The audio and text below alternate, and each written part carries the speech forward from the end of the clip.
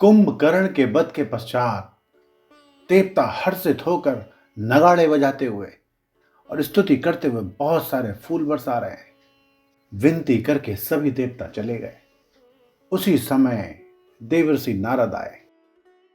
आकाश के ऊपर से उन्होंने श्री हरि के वीर रस युक्त गुण समूह का गान किया, जो श्री हरि के मन को बहुत भाया। मुनि ये कहकर चले गए कि अब दुष्ट रावण को शीघ्र मारिए। अतुलनीय बल वाले कौशलपति श्री रघुनाथ जी रणभूमि में सुशोभित हैं। मुख पर पसीने की बूंदें हैं, कमल के समान नेत्र लाल हैं, शरीर पर रक्त के कण हैं, दोनों हाथों से धनुष बाण फिरा रहे हैं। चारों ओर रीछ और वानर सुशोभित हैं। तुलसीदास जी कहते हैं कि प्रभु की इस छवि का वर्णन तो शेष जी भी नहीं कर सकते, जिनके अनेकों मुख हैं। शिव जी कहते हैं, निश्चर अधम मलाकर ताहि दीन निज धाम, गिरिजा ते नर मंद मति जे न भजई श्री राम। हे गिरिजे, कुंभकर्ण जैसे नीच राक्षस और पापों की खान, उसे भी श्री राम ने अपना परम धाम दे दिया। इसलिए वो मनुष्य निश्चय मंद बुद्धि हैं जो उन श्री राम जी को नहीं भजते। दिन का अंत होने पर दोनों सेनाएं लौट पड़ी। योद्धाओं को बहुत थकावट हुई, परंतु श्री राम की कृपा से वानर सेना का बल उसी प्रकार बढ़ गया जैसे घास पाकर अग्नि बढ़ जाती है। उधर राक्षस दिन रात घटते जा रहे हैं, जैसे अपने ही मुख से कहने पर पुण्य घट जाते हैं। रावण बहुत विलाप कर रहा है और बार बार अपने भाई के सिर को अपने कलेजे से लगाता है। स्त्रियां उसके बड़े भारी बल और तेज को बखान करके अपने हाथों से बार बार छाती पीट रही हैं। उसी समय वहां मेघनाथ आया और उसने बहुत सारी कथाएं कहकर अपने पिताजी को समझाया। वो बोला, कल मेरा पुरुषार्थ देखिएगा, अभी बहुत बड़ाई क्या करूं। हे तात, मैंने अपने इष्ट देव से जो बल और रथ पाया था वो अभी तक मैंने आपको नहीं दिखलाया है। इस प्रकार डींग मारते हुए सवेरा हो गया। लंका के चारों दरवाजों पर बहुत सारे बानर आ डटे। इधर काल के समान वीर बानर और भालू हैं और उधर अत्यंत रणधीर राक्षस हैं। दोनों ओर के योद्धा अपनी अपनी जय के लिए लड़ रहे हैं। हे गरुण, उनके युद्ध का वर्णन नहीं किया जा सकता।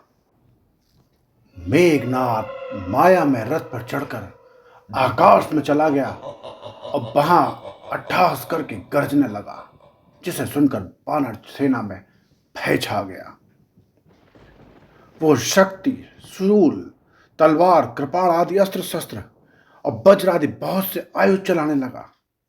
फरसे, परिघ, पत्थर आदि डालने लगा, बहुत से बाणों की वृष्टि करने लगा। आकाश में दसों दिशाओं में बाढ़ छा गए, मानो मघा नक्षत्र में बादलों की झड़ी लग गई हो। पकड़ो पकड़ो मारो, ये शब्द सुनाई पड़ने लगे, पर जो मार रहा है उसे कोई जान नहीं पाता। पर्वतों और वृक्षों को लेकर वानर आकाश में दौड़ पड़ते हैं, पर उसे देख नहीं पाते तो दुखी होकर लौट आते हैं। मेघनाथ ने माया के बल से पर्वतों, घाटियों, रास्तों, कंदराओं में पहाड़ों के पिंजरे बना दिए। अब कहां जाएं ये सोचकर वानर व्याकुल हो गए, मानो पर्वत इंद्र की कैद में पड़े हो। मेघनाथ ने मारुति, हनुमान, अंगद, नल, नील आदि सभी बलवानों को व्याकुल कर दिया। फिर उसने लक्ष्मण जी, सुग्रीव और विभीषण को बाणों से मारकर उनके शरीरों को छलनी कर दिया और फिर वो श्री रघुनाथ से लड़ने लगा।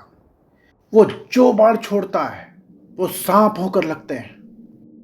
जो स्वतंत्र, अनंत, अखंड और निर्विकार हैं, वे खर के शत्रु श्री राम जी लीलावश नागपाश के वश में हो गए।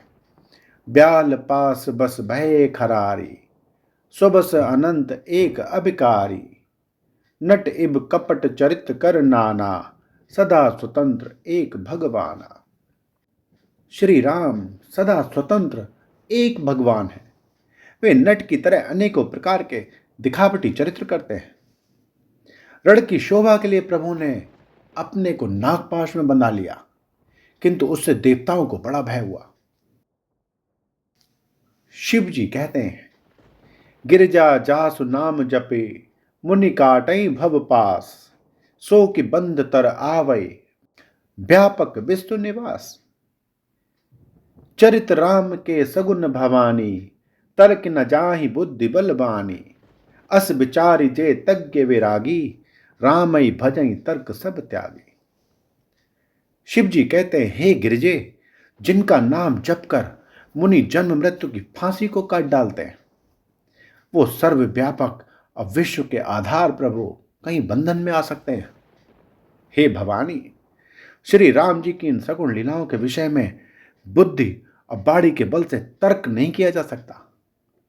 ऐसा विचार कर जो तत्व ज्ञानी और विरक्त पुरुष हैं, वो सब तर्क छोड़कर श्री राम का ही भजन करते हैं। मेघनाद ने सेना को व्याकुल कर दिया। फिर वो प्रकट हो गया और दुर्वचन कहने लगा। तब जामवंत ने कहा, अरे दुष्ट, खड़ा रहे। यह सुनकर उसको बड़ा क्रोध आया। वो बोला, अरे मूर्ख, मैंने बूढ़ा जानकर तुझे छोड़ दिया था। अरे अधम, अब तू मुझे ही को ललकारता है। ऐसा कहकर उसने चमकता हुआ त्रिशूल चलाया। जामवंत उसी त्रिशूल को पकड़कर दौड़ा और उसने मेघनाद की छाती पर दे मारा। वो देवताओं का शत्रु मेघनाद चक्कर खाकर पृथ्वी पर गिर पड़ा। जामवंत ने फिर क्रोध में पड़कर पैर पकड़कर उसको घुमाया और पृथ्वी पर पटक कर उसको अपना बल दिखलाया, लेकिन वरदान के प्रताप से वो मारे नहीं मरता। तब जामवंत ने उसका पैर पकड़कर फिर लंका पर फेंक दिया। इधर देवर्षि नारद ने गरुड़ जी को भेजा। वो तुरंत श्री राम के पास आ पहुंचे और पक्षीराज गरुड़ जी सारी माया सर्पों के समूह को पकड़कर खा गए। तब सब वानरों के झुंड माया से रहित होकर बड़े हर्षित हुए। पर्वत, वृक्ष, पत्थर और नग धारण किए हुए वानर क्रोधित होकर दौड़े।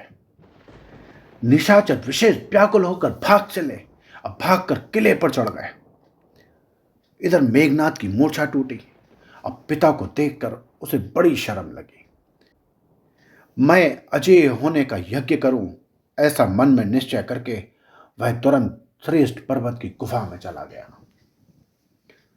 यहां विभीषण ने सलाह विचारी और रामचंद्र जी से कहा, हे अतुलनीय बलवान उदार प्रभु, देवताओं को सताने वाला दुष्ट मायावी मेघनाद अपवित्र यज्ञ कर रहा है। हे प्रभु, यदि वो सिद्ध हो जाएगा तो हे नाथ, वो मेघनाद जल्दी जीता नहीं जा सकेगा। ये सुनकर श्री राम ने बहुत सुख माना और अंगद आदि बहुत से वानरों को बुलाया। श्री राम ने कहा, हे भाइयों, तुम सब लक्ष्मण के साथ जाओ और जाकर उसका यज्ञ विध्वंस कर दो। हे लक्ष्मण, तुम संग्राम में उसे मारना। देवताओं को भयभीत देखकर मुझे बड़ा दुख है। हे भाई सुनो, उसको ऐसे बल और बुद्धि के उपाय से मारना जिससे निशाचर का नाश हो जाए। और जामवंत, सुग्रीव और विभीषण, तुम तीनों सेना समेत इनके साथ रहना। इस प्रकार जब रघुवीर ने आज्ञा दी, तब कमर में तरकस कसकर और धनुष सजाकर रणधीर श्री लक्ष्मण जी प्रभु के प्रताप को हृदय में धारण करके मेघ के समान गंभीर वाणी बोले, जौ ते आज बधे बिनु आवऊं, तो रघुपति सेवक न कहावऊं। जौ सत शंकर करहि सहाय, तदपि हतऊं रघुवीर दुहाई। यदि आज मैं उसे बिना मारे आऊं तो श्री रघुनाथ का सेवक न कहलाऊं। यदि सैकड़ों शंकर भी उसकी सहायता करें तो भी श्री रघुवीर की दुहाई है, आज मैं उसे मार ही डालूंगा। श्री रघुनाथ जी के चरणों में सिर नवाकर श्री लक्ष्मण जी तुरंत चले। उनके साथ अंगद, नल, नील, मयंद और हनुमान आदि उत्तम योद्धा थे। वानरों ने वहां जाकर देखा, वो वहां बैठा हुआ खून और भैंसे की आहुति दे रहा था। वानरों ने उसका यज्ञ विध्वंस कर डाला। फिर भी जब वो नहीं उठा, तब वो उसकी प्रशंसा करने लगे। इतने पर भी जब वो नहीं उठा, उन्होंने वहां जाकर उसके बाल पकड़े और लातों से मार मार कर भाग चले। वो त्रिशूल लेकर दौड़ा और तब बानर भागे वहां आ गए जहां लक्ष्मण जी थे। वो अत्यंत क्रोध का मारा हुआ वहां आया और बार बार भयंकर शब्द करके गरजने लगा। मारुति और अंगद क्रोध करके दौड़े। उसने छाती में त्रिशूल मारकर दोनों को धरती पर गिरा दिया। फिर उसने प्रभु श्री लक्ष्मण जी पर त्रिशूल फेंका। अनंत ने बाण मारकर उसके दो टुकड़े कर दिए।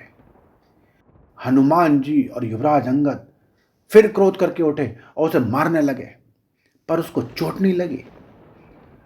शत्रु मारे नहीं मरता, ये देखकर जब वीर लौटे तब वो घोर चिंगाड़ करके दौड़ा। उसे क्रुद्ध काल की तरह आता हुआ देखकर लक्ष्मण जी ने भयानक बाण छोड़े। वज्र के समान बाणों को आता हुआ देखकर वो दुष्ट तुरंत अंतर्ध्यान हो गया और फिर भांति भांति के रूप धारण करके युद्ध करने लगा। वह कभी प्रकट होता था, कभी छिप जाता था। शत्रु को पराजित ना होता हुआ देखकर वानर डर गए। तब सर्पराज शेष जी बहुत क्रोधित हुए। लक्ष्मण जी ने मन में विचार दृढ़ किया कि इस पापी को मैं बहुत खिला चुका। कौशलपति श्री राम के प्रताप का स्मरण करके लक्ष्मण जी ने वीरोचित तर्क करके बाण का संधान किया। बाण छोड़ते ही उसकी छाती में जा लगा।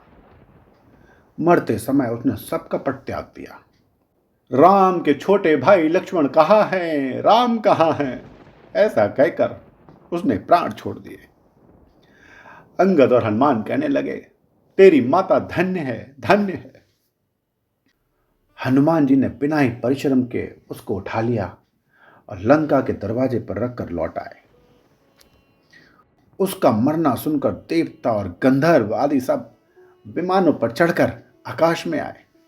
वो फूल बरसाकर नगाड़े बजाते हैं और श्री रघुनाथ जी का निर्मल यश गाते हैं। हे अनंत आपकी जय हो, हे जगदाधार आपकी जय हो, हे प्रभु आपने सारे देवताओं को महान विपत्ति से उद्धार कर दिया। देवता और सिद्ध स्तुति करके चले गए। तब श्री लक्ष्मण जी प्रभु श्री राम के पास आए। रावण ने ज्यों ही पुत्र वध का समाचार सुना, वो मूर्छित होकर गिर पड़ा। मंदोदरी छाती पीट पीट कर और बहुत प्रकार से पुकार पुकार कर विलाप करने लगी। नगर के सारे लोग शोक से व्याकुल हो गए और सभी रावण को नीच कहने लगे। तब रावण ने स्त्रियों को अनेकों प्रकार से समझाया कि समस्त जगत का यह रूप नाशवान है, हृदय में विचार करके तो देखो। रावण ने उनको ज्ञान का उपदेश दिया। वह स्वयं तो नीच है, पर उसकी बातें शुभ और पवित्र है। तिन्हि ज्ञान उपदेशा रावण, आपुन मंद कथा शुभ पावन। पर उपदेश कुशल बहु तेरे, जे आज रहीते नर न घनेरे। दूसरों को उपदेश देने में तो बहुत लोग निपुण होते हैं, पर ऐसे लोग अधिक नहीं हैं जो उपदेश के अनुसार आचरण भी करें।